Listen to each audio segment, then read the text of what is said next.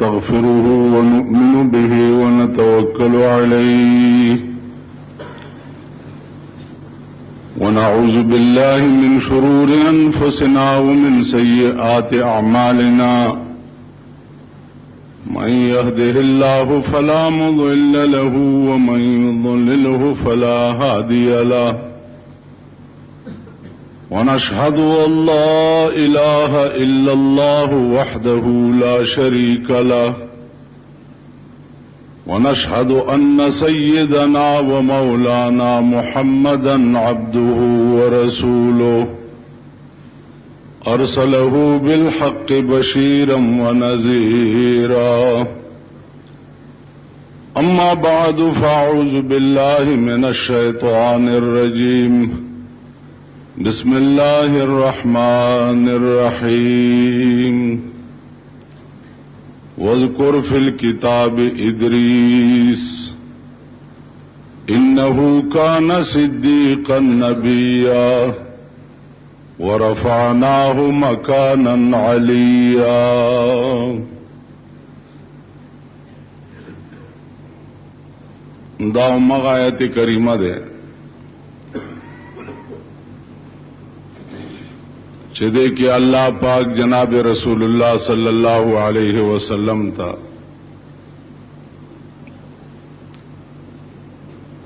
د ادریس علیہ الصلوۃ والسلام بیان کرے دے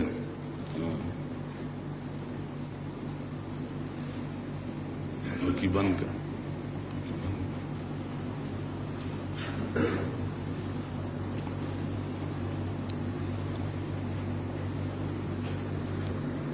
بیان 13 جمعہ باندے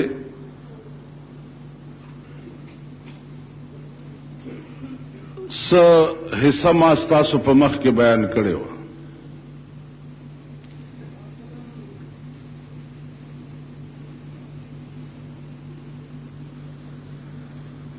یو حصہ دا پاتې وا چې ادریس علیہ الصلوۃ والسلام زنکدنو کتو بیا جہنم للاړو جہنم او کتو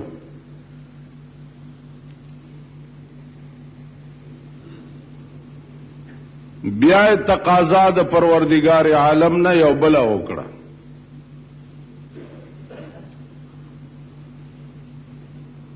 تقاضا دا وکړه چې اے الله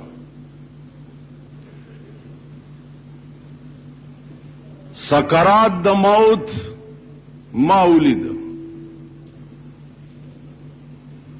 جهنم ما ولیدو نو الله استاد قهر او د غضب نه مې پزړه کې ډېر عظیم خوف او خطر ده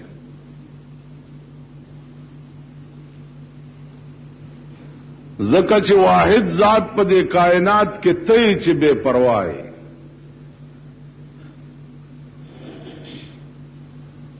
بے پروا دا معنا دا چې ټول دنیا به د الله پروا لري او واحد ذات چې د غداده چې دې بدی چا پروا نه لري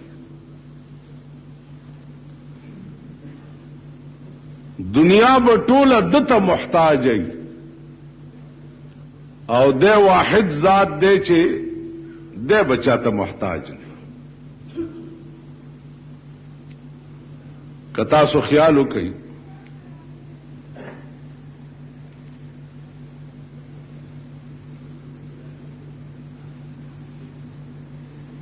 الله تا علماء قدیم وای قدیم په علمی دنیا کې تعریف داده چې قدیم څه ته وایي ما لا ابتداء له ولا انتها قدیم دې ته وایي چې داغه ابتدا هم نه او انتها هم نه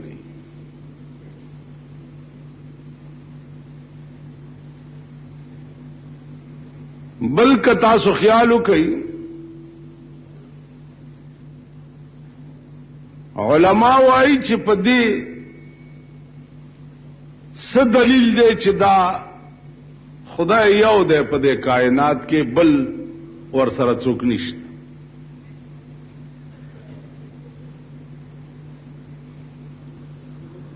نو غي وایي چې مونږ ته څه ضرورت دی د جواب کولو؟ دا جواب خو خدای پاک په خپل په قران کې کړی.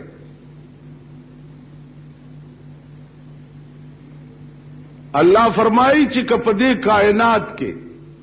ډېر خدایان وې نو دا کائنات به تر اوسه پورې بچ نه او پاتې بلکې وران شوی به. دا اسمان به ټوکړي ټوکړي شوی وې،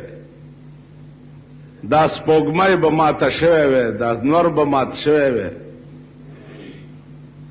ځکه چې چرته ډېر مشرانی الته دغه علاقې ډېر کور وران. په پاکستان کې وګورئ چې مشران ډېر دي نو د پاکستان ډېر کور وران دي. پاکستان نه مردار خر جوړ دی، څوک یې خپره کاږي، څوک یې لکۍ را کاږي، څوک یې غوږ را کاږي. پاکستان داسې شی دی لکه په پټي کې چې خر مردار وي او دا سپي پې اختی او بیا دغه سپو ته چې ورنږدې کېږي خدای دې د هغه وخت نه ساته چې سپی په مردار اختی او خوله پکې نه ایستي او ته ورنږدې شي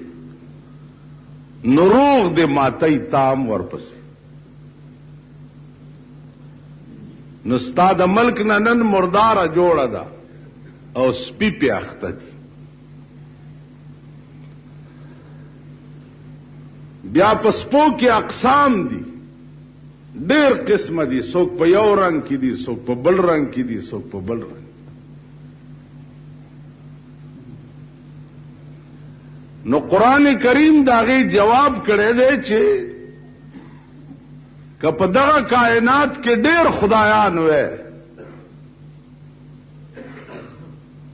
په دې ځمکې او دې اسمان کې خدایان ډېر وې نو لفسدتا دا دواړه به وران شي. بیا د دې په وجود دلیل څه دی؟ د دې خبرې څه دلیل دی چې دا کائنات خدای جوړ کړي؟ د امام ابو حنیفه رحمت الله علیه زمانہ وا. عزیزانو امام ابو حنیفه رحمت الله علیه ډېر لوی سړی. اب بلا خبره ده چې نن دنیا پیژنیم نه. دا دومره لوی سړی و چې د روژې په میاشت کې به 1 ختمونه د قرآن کول، 1 یو ختم به د ورځې کولو، سهار نه به تر شروع شو تر ماښامه پورې، او یو ختم به د شپې کولو، یو ختم به په تراوو کې کولو. په ټوله روژه کې به یو ختم په تراوو کې کولو، د شپې یو سپاره، او 80 ختمونه به ځان لکو. دا دومره لوی سړی و چې 40 کاله د ماسخوتن په اودس د سحر مونځ کړی، 40 کاله. نن چې دا په لویو خلوتونو کې ناستی خدا که 40 ورځې د ماسخوتن په اودس د سحر مونځ. امام ابو حنیفه رحمت الله علیه دومره لوی سړی. د شپې به چې کتاب کتو، نن زمون کتاب کتل سدي که مولا لورشم په کوټګای کې دننه اخبار پروت دي او بیا د جمعې د ورځ اخبار خو پکې ضروری پروت ځکه چې هغه کې جنکو تصویرونه ډېر زیات.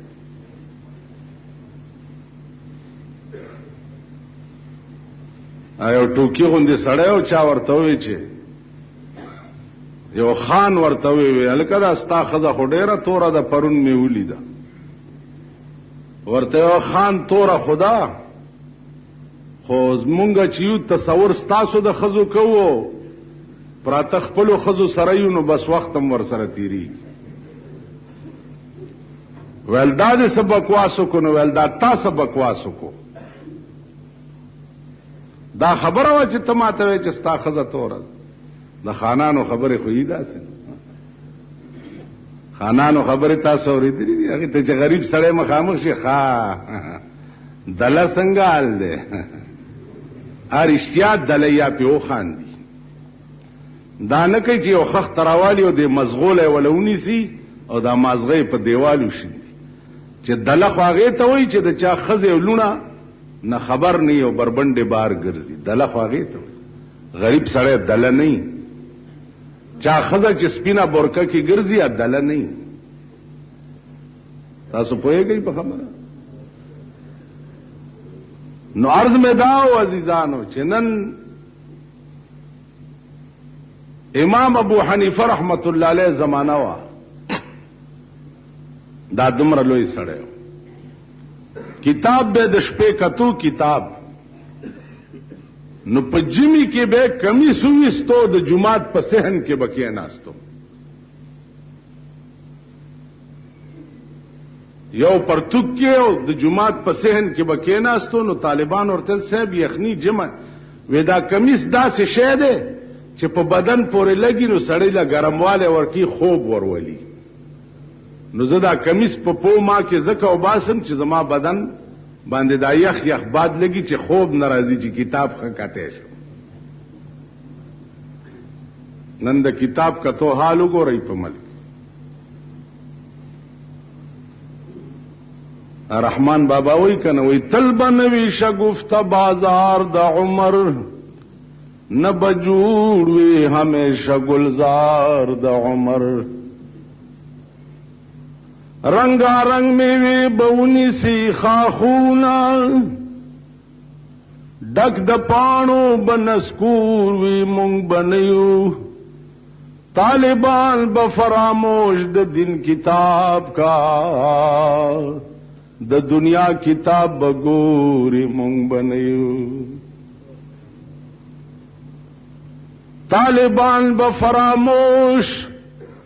د دین کتاب کا د دنیا کتاب بگوری مونگ بنیو کافران بہمیشہ عبدالعظیمہ د دوزخ پلمبو تور وی مونگ بنیو قرآن او حدیث کتو علا ہو امام ابو حنیفہ نن مونږ سار چراپاسو لکه د ټپوس بچي د ټپوس د بچي غوندې زمونږ اول سترګې په اخبار غړي قانون دې ته وایي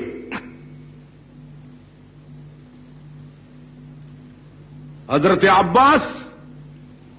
راغی او د قاضي په مخ کې دعوا وکړه دا تاسو تجربه وکړئ دعوی پچا وکړه په امیر المؤمنین عمر فاروق رضی الله تعالی عنہ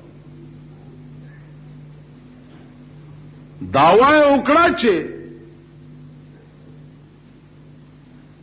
عمر فاروق زما د کور پرناله غرزولې ده پرناله پیژنئ دا د کوټې او بچی پکې بار غرزي مجسٹریٹ پروانه جاری کړه په امیر المؤمنین پسې چې فوراً عدالت کې پیش شه فوراً تاسو خاصه مزه د پاره یو ټرایو کې مزه د پاره ځکه چې د کلو ملو یې یا ما ته پته نشته چې د کمزې مزه د پاره تانه تلار شي او د خپل علاقې په خان یو راپورټ ولیکي خان تانیدار ته وایي چې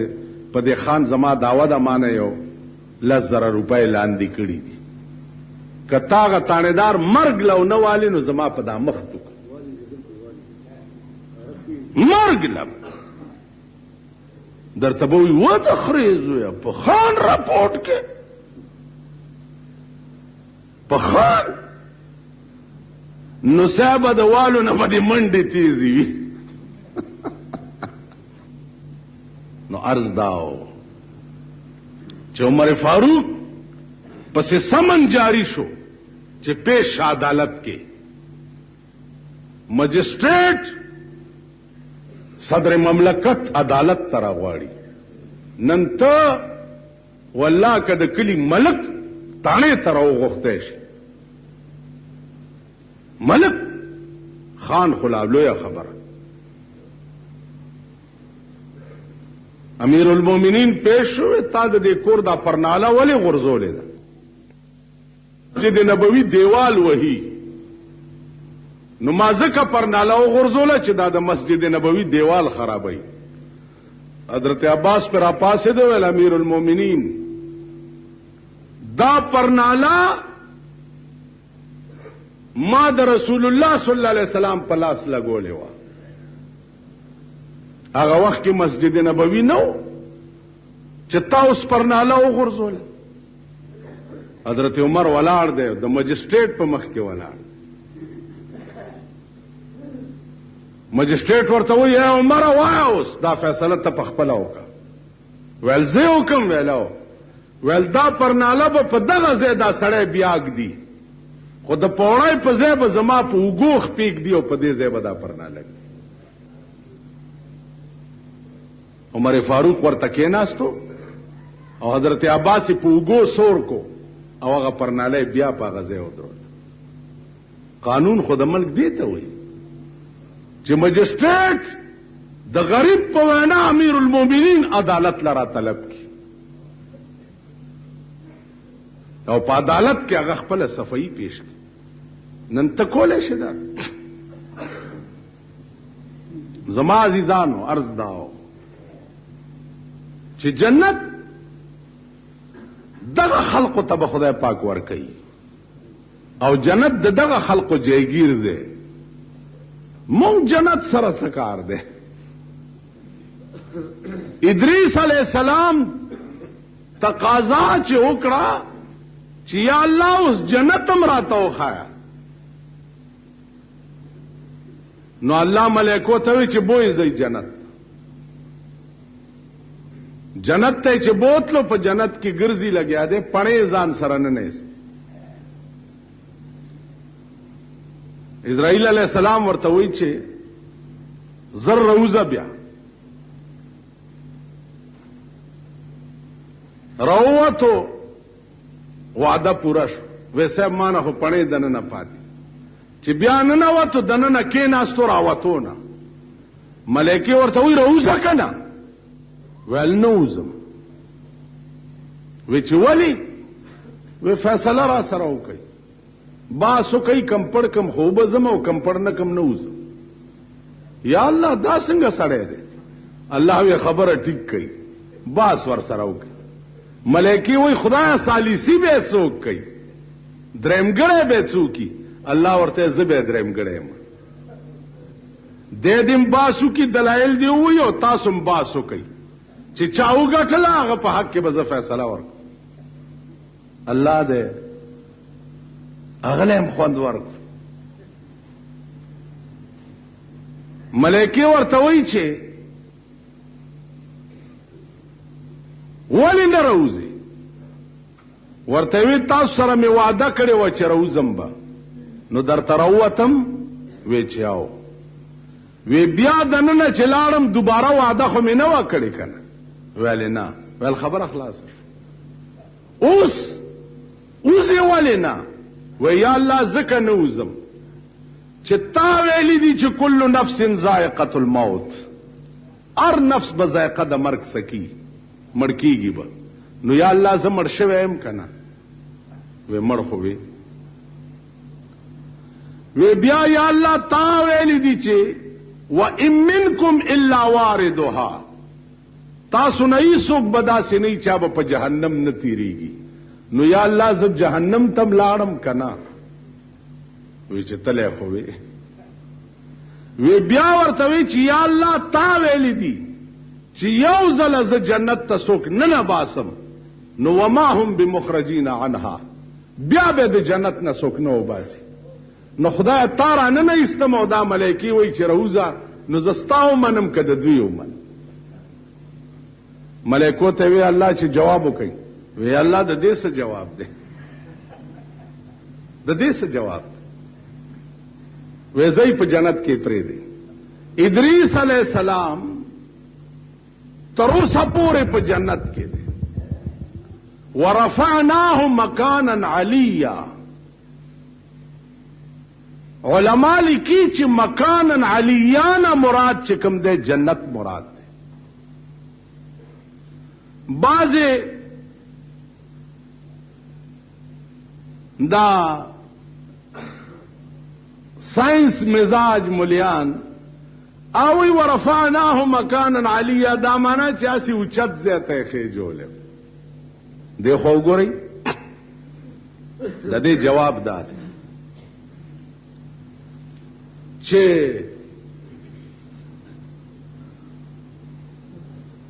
د الله ہر صفت کامل کامل دے.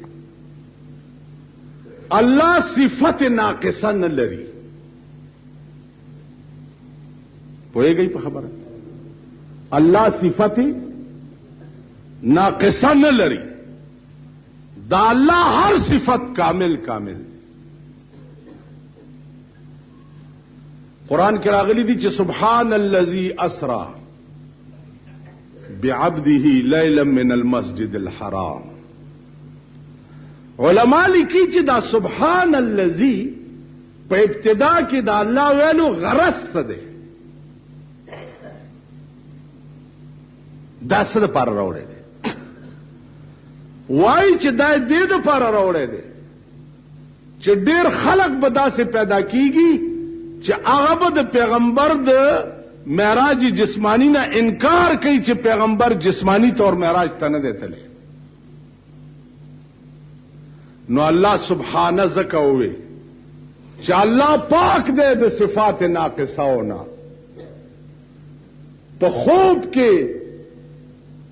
بوتلل د پیغمبر اسمانونو ته دا صفت ناقصه ده. بیا په تصور کې بوتلل د پیغمبر اسمانونو ته دا صفت ناقصه ده. نو الله خلق هم وکړه چې سبحان الذی پاک ده هغه ذات د هر عیب نه اسرا بعبده لیلا من المسجد الحرام چې سال وکړو په خپل محبوب باندې د مسجد حرام نه مسجد اقصی. نو په روح بوتلل یا په خوب بوتلل دا صفت ناقصه ده او الله د صفت ناقصه نه منزه او مبرأ ده. نو سبحانه دې د پاره وي چې الله خپل محبوب روح سره د جسم اسمانونو ته بوتل. نو واذكر في الكتاب ادریس انه كان صديقا نبيا ورفعناه مكانا عليا. نو رفعناه مکان کپدی دے دا اعتراض کے نو دا اعتراض بیا په اذ قال الله یا عیسی انی متوفیک ورافعک الی باندې مواردیږي. بیا د عیسی علیہ السلام متعلق بموي چې هغه اسمانونو ته نه دیتله او نه په اسمانونو کې اوسېږي. حدیث کې راځي چې الله ما یلیق بشانه په آخر شپه کې د دنیا اسمان ته تشریف راوړي او ملائکو ته وایي چې زما او زما د بندگانو منځ کې څومره پردې دي دا ټول لري کوي.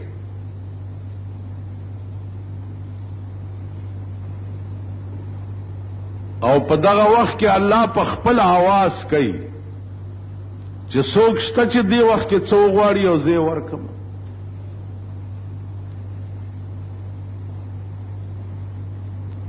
نو د مقربینو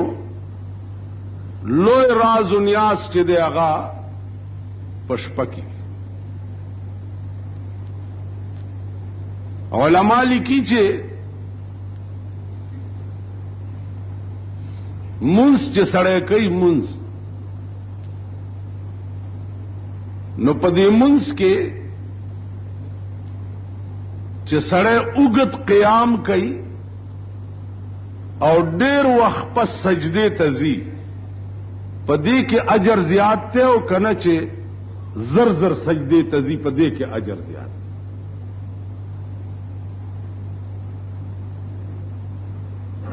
نو علما وایي چې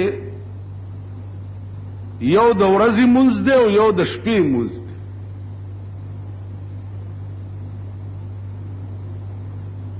د ورځې مونځ کې لنډ غوندې قیام او زر سجدې ته تلل دې کې اجر زیات دی او د شپې اوږد قیام او ډېر وخت پس سجدې ته تلل دې کې اجر زیات دی.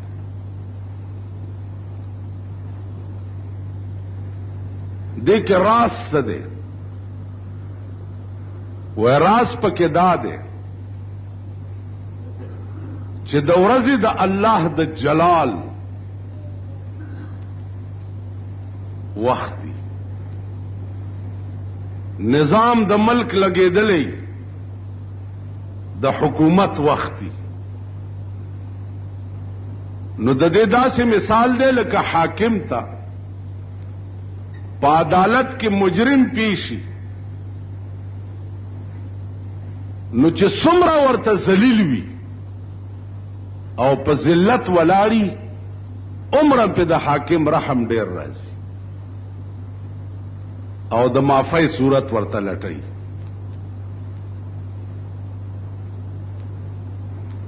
او د حاکم کور ته چې بیا چرته د شپې ورشي او د حکومت کولو وخت نه نو بیا چې څومره سات ور سره ناست نو مجلس در سره کوي، وګدې خبرې در سره کوي، ذلت در نه غواړي بلکې ځان سره د جختم کیني. لیکن د عدالت کولو په وخت کې کته کې ناشتي او یا ورته داسې په انکړ کې ولاړې چرې به د حاکم در باندې رحم را نشي. نو د ورځې د الله د جلال وخت دی او د سجدې نه زیات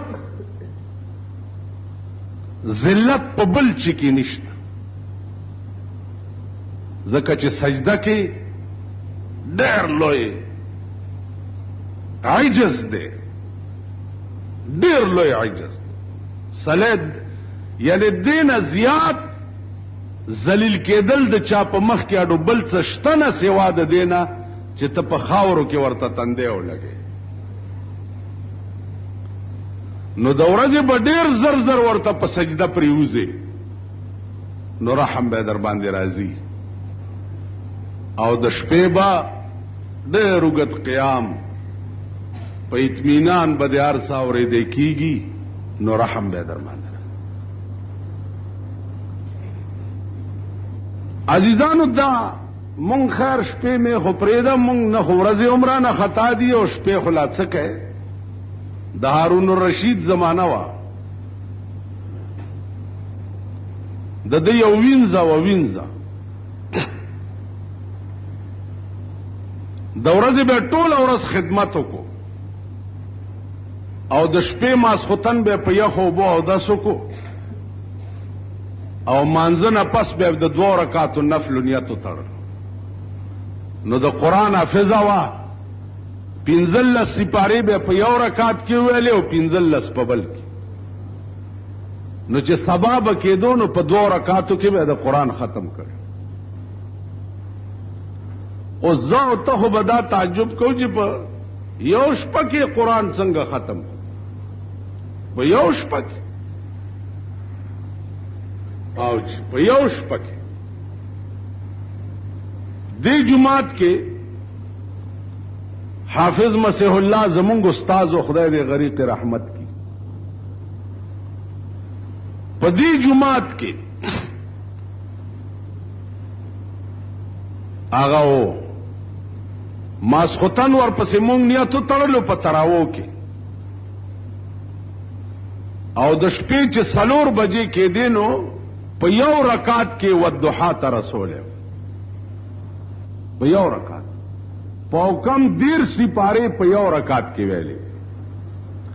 او هغه باندې قران په دې صوبه سرحد کې چاته یادم نو اسه دا موای چې په یو شپه کې څنګه په یو شپه کې هغه خلق ویلې شي چې د چار رګورې ش قران ګرځېدلی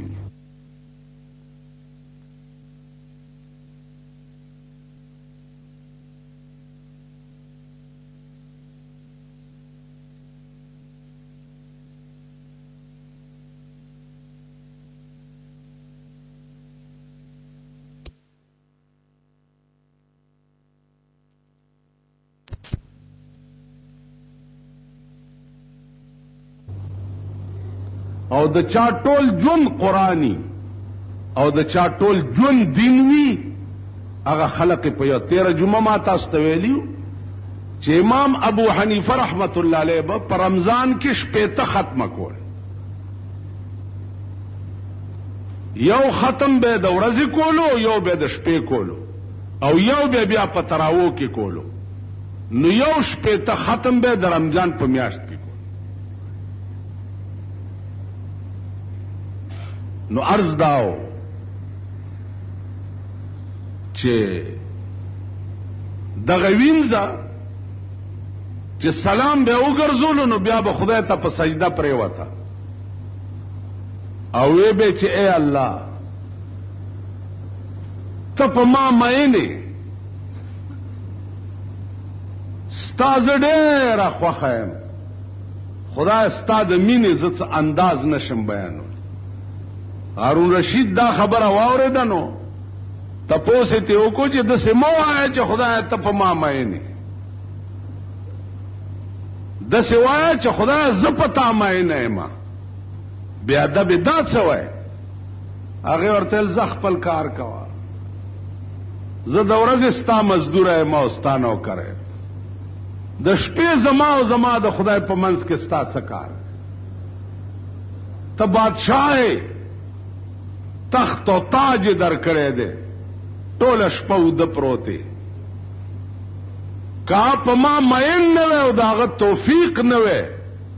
نو ورځې مستا په خدمت کې روچوي او د شپې به د 150 سپارو په 2 رکعات کې د لستو توفیق نه راکوله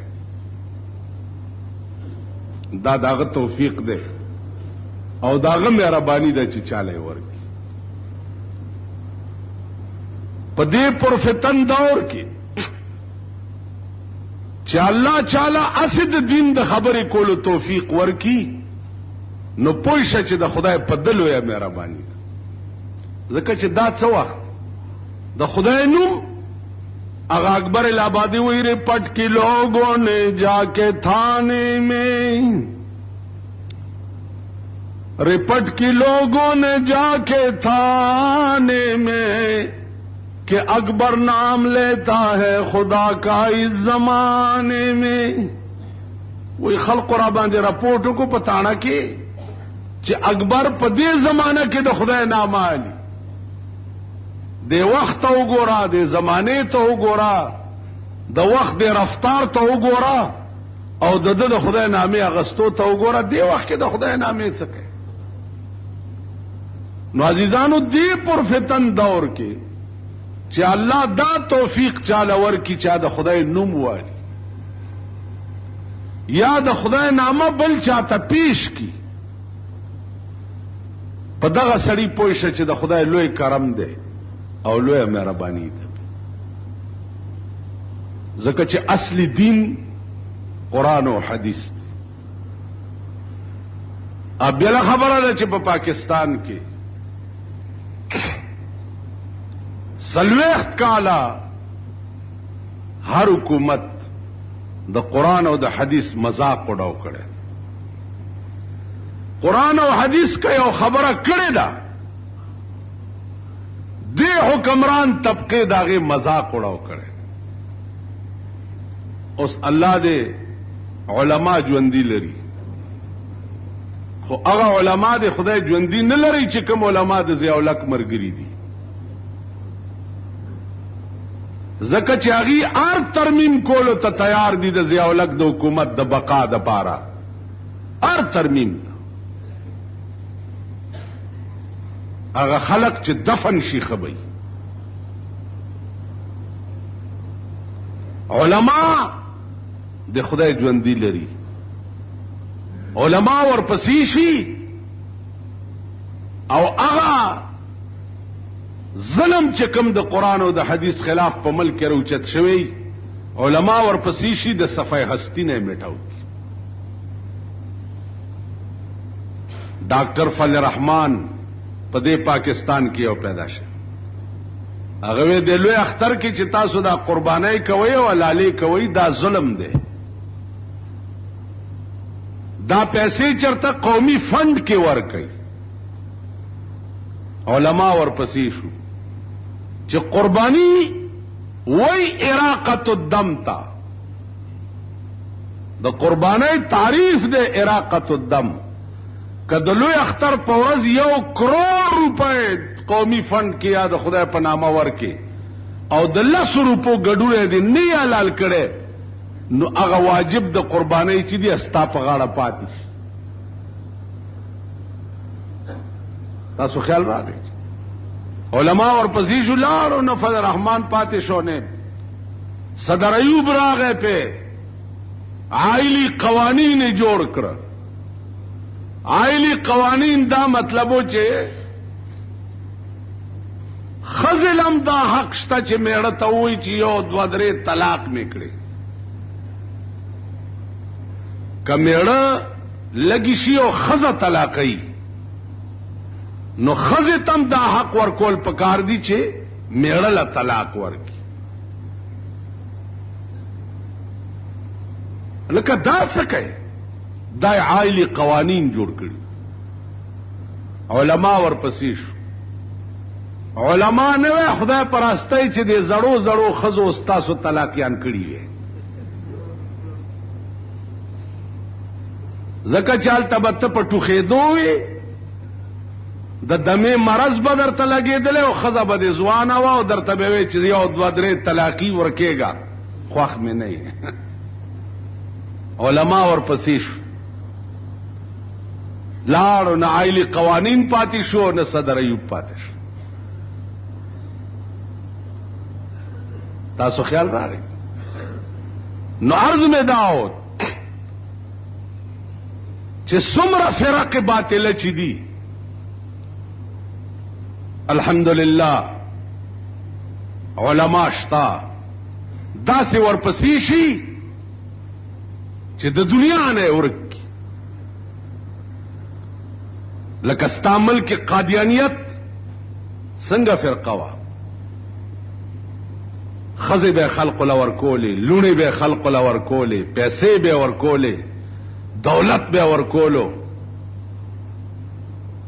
لاړو نومو نشان ورکش. نو زما ديدانو څومره فرق باطله چي دي، داغه مقابله په هر زمانہ کې علماو کړی دا چې نه، او د اصلي دین چې هغه قران او حدیث ته داغه حفاظت کړي، او حفاظت بیا په اوګي خېټه کړي دي. ایس مراعات بنو په دې جمعهتونو کې به درسونه یو عالم سره به 200 طالبان ډیرو، د کلی وظیفه به غوښته، پیاز او سړه روټای به مرچکی سره خورا، او عالم ته به ډیرو سبقونه به ته. نو عرض می داو چې قران او د حدیث د بقا د پاره الله په هر زمانہ کې اسباب پیدا کړي، علما پیدا کړي،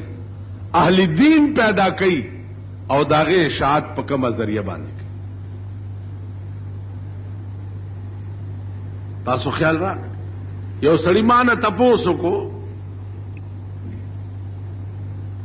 چې مولانا صاحب زاړو جماعت ته نظم مولا چرته تقریر کوي الته ورزم نه خودی تبلیغیانو نه تنگ ماسختن براشي دروازه براته وټکي چې روزو وي بچ داسو مرګري راغلي دي او د دین خبري بکیږي او تاسو راشي او دې سره څه چالو کما ما ورته له خبره واره قران کې راغلي دي چې وما كنا معذبين حتى نبعث رسولا ما په خبرو پويږي وما كنا معذبين حتى نبعث رسولا رسول کې د علماو اختلاف دی چې رسول نه کوم رسول مراد د امام ابو حنیفه رحمت الله علیه مذهب دی چې دلته رسول نه مراد عقل سلیم مراد دی عقل کامل مراد بعض ائمه وایي چې رسول نه مراد دا پیغمبران دی او د پیغمبرانو نائبین دی او داخله مراد زه یو قوم له عذاب نه ور کوم چې ترسو پورې می اغي ته د دین پیغام نه ور رسول نو ماوی چې توس جمعه تم ناراضي او پادیرا کا چرته مولا لګیم نږدې نه زی چرته جلسې مولا تقریر کیم نږدې نه زی او تبلیغ والا دروازه او ټکول او راوته دا غ رسول دې چې تا ته راولې غلو چې قیامت کې ګیلا ونه کې چې خدای ستا دین زما دروازې ته چا راوړې نو چې ګیلا دي نه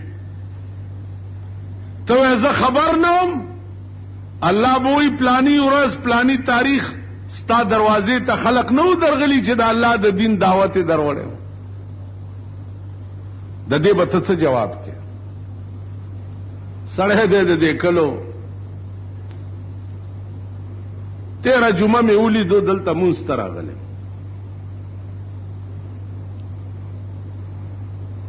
چې مې ولید نو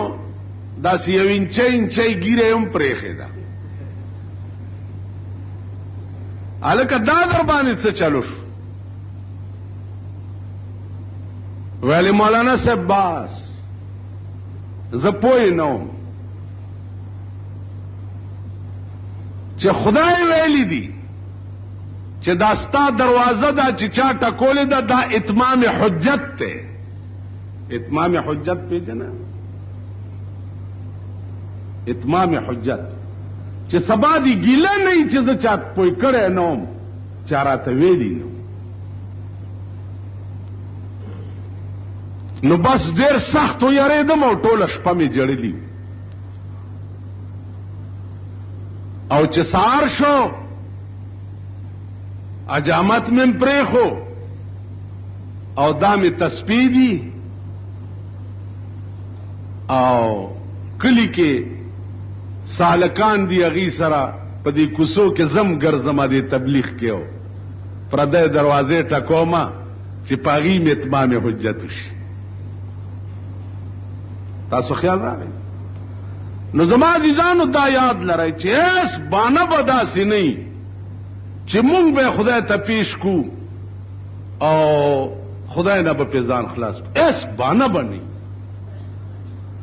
کدا ټوله باندې ورکیش ټوله تادا کړي الله به وې ز پتا غوان لرم غوان دي در باندې د بدا سدا سوګوري چې سوق دي غوان سوق بنئ وې بیا الله سوق په ما غوي کوي نو الله فرمایي یوم نختم علی افواههم یوم نختم علی افواههم وتکلمنا ایدیهم خلب ولا بن کما او لا سنو تبویم وای پتا سوی دنیا کې څه کړی دي نو دا زمونږ لاسونه به اختیار په مونږ گواهان شي چې دا لاس در باندې گوايو کینو تب په دې لاس چکونه ولګي چې و بدبخت ته خو زما لاس وینو په ما غواد څنګه شوي دا لاس به تر دې ځای پورې دی وخوري نو په دې بل بشورو شي چې دا بل وخوري نو دا به ورته بیا را زرغون شوي بیا به د خپو ته ویلی شي وای په تاسو به دی چرته ګرځېده دی به چرته ګرځېد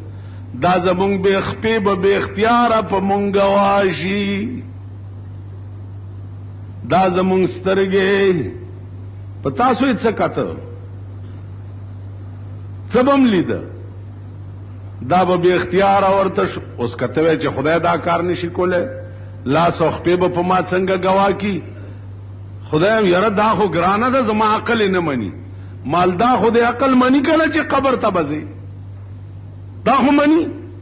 ویلاو دا خو مې عقل کرازي چې یو کوتی کې به مې سملې او خورې برا باندې اچي ما یو بزرگ د بل بزرگ په قبر تیرې ده ورته وی سال ده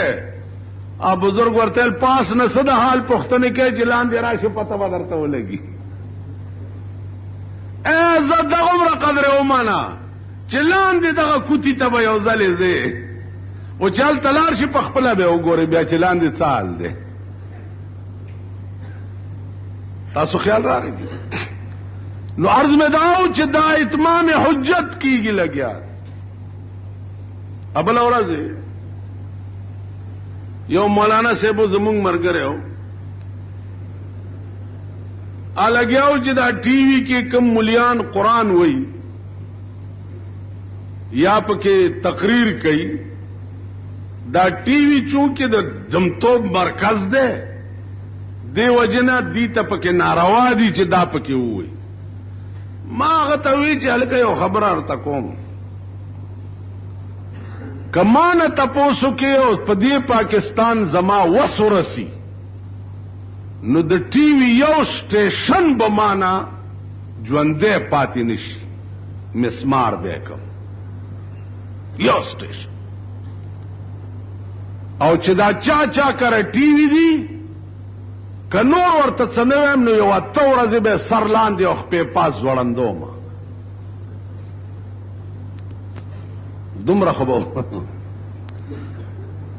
دومره خو به ورسره کوم پرېږدم نه او بیا دا غریبان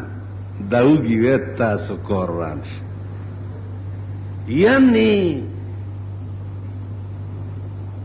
یو سړی زمونږ دکان ته براتلو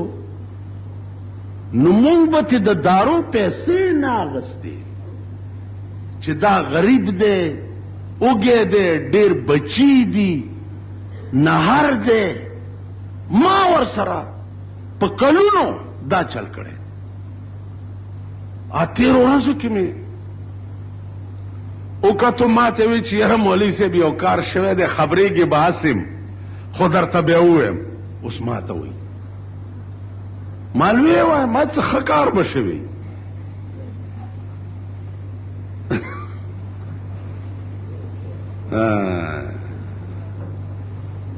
ویلې زوی مې نه دی مال کم زوی دی ویل هغه پلانې مال ښه ویل 1000 روپۍ جمع کړې وې وی ما چې بچي هسې فضول پرتی دي دا رنګین ټي وي پې راوړه چې دا ماشومان پې مشغولي ویل راوړو ټوله شپه ماشومان ورته ناستي او بس خپل کور کې ناستي بار نه ګرځي داسې مې ورته کته نو ما وی چې نور څه درته نه وایم خو یو شعر واوره چې زه توبه په هغې تېر عمر وکاږم زه توبه په هغې تېر عمر وکاږم چې تېر شوی دی بې یاره په غفلت کې اما چې تا سره کړي دي د دې وجې چې ته غریب وې نو توبه وباسم او خدای نه معافي غواړم دا زمونږ د غریبو حال دی مالدارو نه به زه څه ګیله کوم مالدار کا په قیامت کې جهنم تلار شي فکر نشتا ولی دنیا کې خې مزي کړي نو که قیامت کې دوزخ تلار شي نو زه سم مزه خو یې کړې ده تاسو دې ولی دوزخ ته ځو تاسو دې ولی ځو حدیث کې چې راغلي دي چې قیامت کې امیر او غریب وبخلې شي نو غریبان به 1500 کال مخکې د امیرانو نه جنت ته ځي اوس شاید چې معامله برعکس وي زویم چې غریبان به 15 لک کال اول په دوزخ کې پراتی جنت خلاص سکے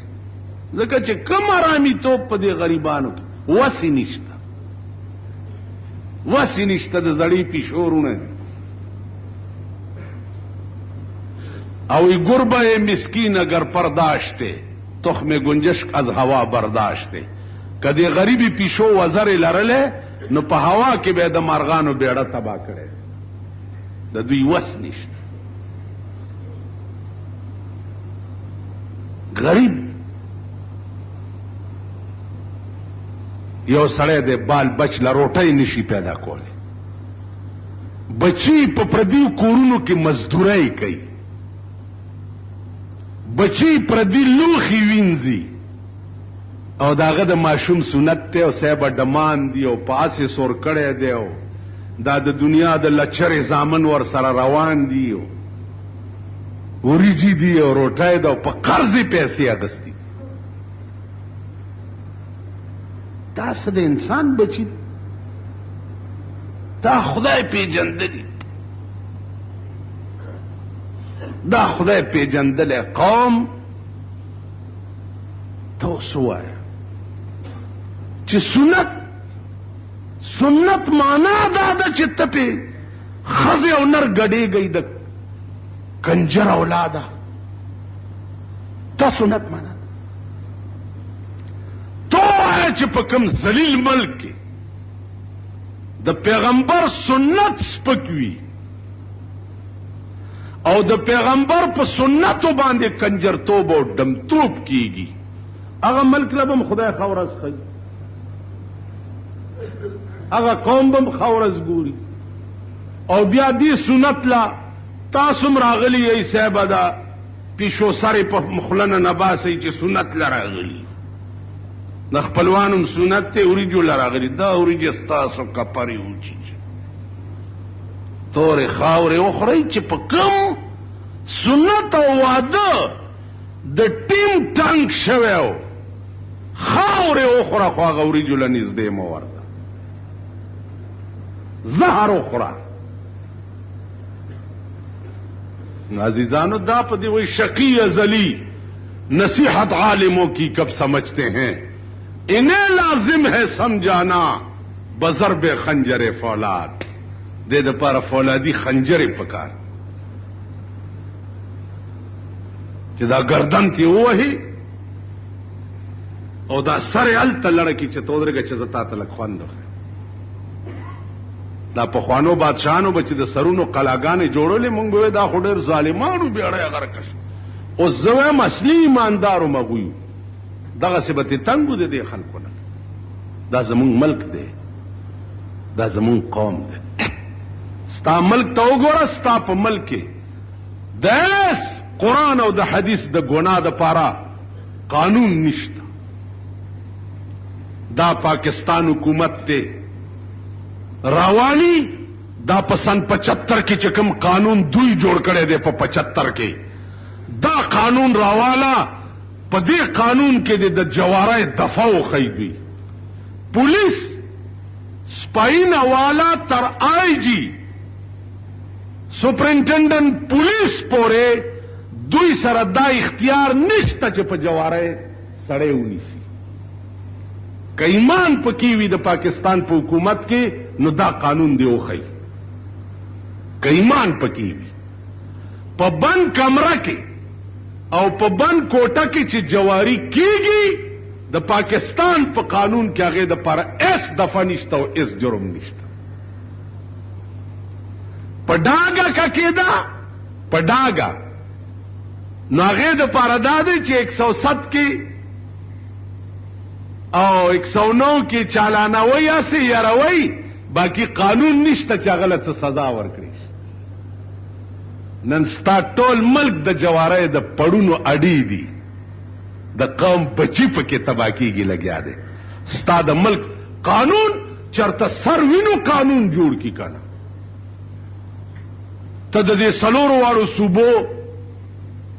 افسران وګورا وزیران وګورا گورنران وګورا د دوی کوپړای وګورا پکې امازغه وګورا پکې هغه عقل وګورا خو روټي خلاص پردو روټو په سیمنډي وای چرته وادي وزیر به پکې چرته وادي گورنر به پکې او پتو په ولګي چرته کینا پارام چرته د ملک کارو کا خدماتو کا چرته د ملک لا پالیسی جوړه کا روټي خلاص هغه چې ګورو په پردای روټای کې بتنې اغناس ذهن خو بسيط شه ده اهو په یو وخت کې شل طرف ته نه متوجي کیږي چې ته د ملک حکمران نه د ملک پالیسی دم جوړه ملک له قانون هم جوړه او په پردو روټو کې دم ناشته او ملک وی چرته حکمران وینو ملک له پالیسی جوړه شي کنه اول دې پاکستان په دې سیکریټریټ کې د تعلیم پالیسی چې جوړوله 100 کال قادیانه ساتلې و تاسو پالیسی به چې جوړوله قادیانه و اس قادیانه څوک پیژنې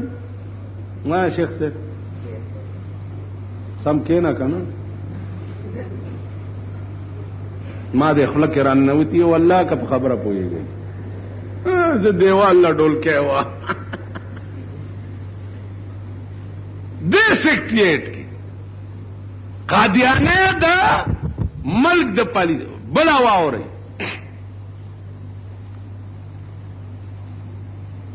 دا تاسو کوي د محکمه تعلیم نه چې د پهلی او دویم جماعت نه اسلامیات ته ولی کټ کړه دا دی ولی کټ کړه پہلی اور دویم جماعت نہ اسلامیات بالکل کٹ شو چې دې تبالب بیتے سے الحمدللہ رب العالمین نہ خایي دې تب د اے بی سی ڈی د شروع کوي څنګه چې مونږ له لونه او شرمولي په کالجونو کې دا سه برات زامنم شرمایو بسم الله به چرته ورته ویلا ایم په سکولونو کې ته کټ کړه دا تپوس محکمه تعلیم نه وکي او د ایجوکیشن منسٹر نه وکي منسٹر دلته هیلث منسٹر یو ګوګو ما ورته په هفته کې 2 ورځې دوايانې ګرانی 2 ځل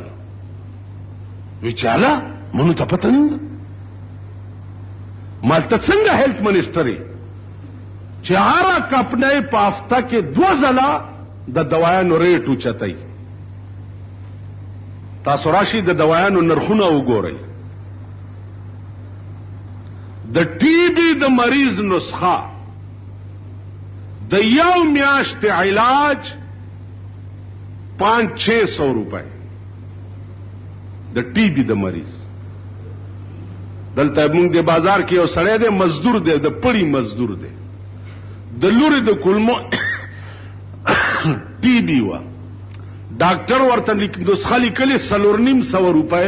د یو میاشت علاج د پړی مزدور با 450 روپے د یو میاشت د علاج د پاره د لور کمزه پیدا کړي او علاج ورته یو کال لیکل چې یو کال بدا دارو خوري دا بچی اسپیټالونو لورشه تمام سرکاری دوايان د اسپیټالونو چې دي بار په کیمستانو باندې خرڅي بیا د اسپیټال نه را پټيږي او په کیمستانو خرڅي ورشه د هسپتالونو حال وګوره. په هسپتال کې دا توتړې چې کینولې دي دا نرسانې د دوی حال وګوره. سسټر مریض دغه جامعتین دا سغه ته بت څه وای اوس کا سسټر ته د اسې کاګو کته نو سرکاری ملازمت ټیم کې مداخلت کې به د فترنګړ در باندې ولګي چې خلاصېږم کور به دی وراځي. وای د وینځه سوره زړه یې څوکم نه ویني د مالک سوره زړه یې څوک نه ویني او د وینځه مات سر ټوله دنیا کې ورشي. د علاجونو حال وګورئ د دوايانو حال وګورئ. ان شاء الله العزیز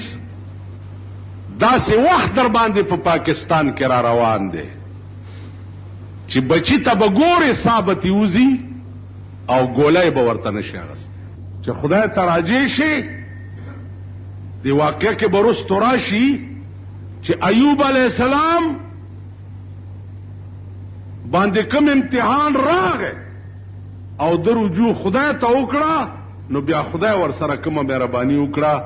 دا بیان به بیا شي. واخر دعوانا ان الحمد لله.